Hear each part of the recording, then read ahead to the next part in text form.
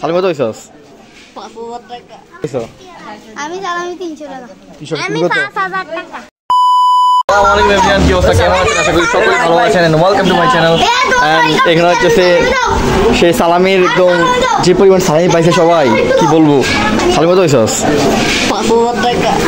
বড় লোক, হ্যাঁ, মোটামুটি সবাই সালামি পাইছে, বাট আমি সালামি খুব কম পাইছি।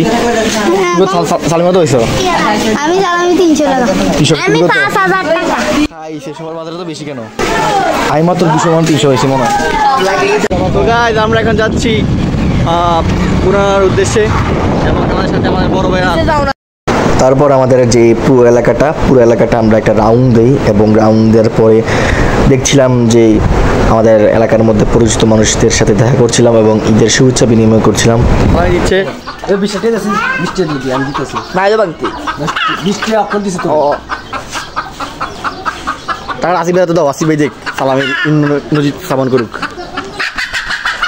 আসিফ ভাই তো নয়, আসিফের তো এটা কাটা, আসিফ ভাই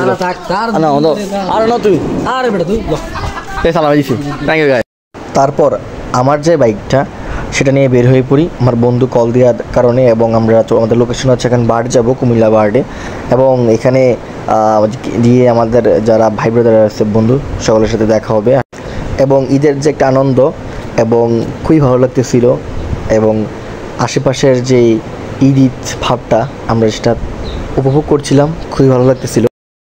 তারপর আমি কুমিল্লা বিশ্ব রোডে যে উঠে পড়ি এবং ওঠার পরে এখানে চারপাশটা ভালো করে দেখছিলাম এবং ঈদের দিন নাকি বেশি অ্যাক্সিডেন্ট হয় এবং আমার ফুফাতো ভাই সাইফুল সে বাইক অ্যাক্সিডেন্ট করেছিল আজকে, যার কারণে সকাল থেকে আম্মু আমাকে বাইক দিতে চাচ্ছিল না।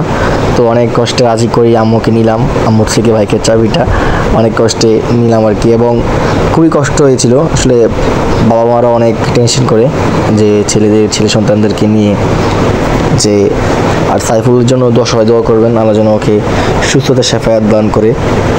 তারপর আমি চলে আসি কুমিল্লা বার্ডে এবং এখানে আসার পরে যে একটা ভিড় ছিল গাড়ি থেকে শুরু করে মানুষের যে একটা ভিড় সেটা লক্ষ্য করা গিয়েছে এবং প্রচণ্ড পরিমাণে ভিড় ছিল এখানে, যার কারণে খুবই বোরিং লাগতেছিল। এখন ভাবতেছি যে কোথায় যাওয়া যায়, বার্ডের মধ্যে অনেক ভিড়, যার কারণে এখানে ঢোকাটা একটু মুশকিল এবং খুবই ঝামেলা হচ্ছিল।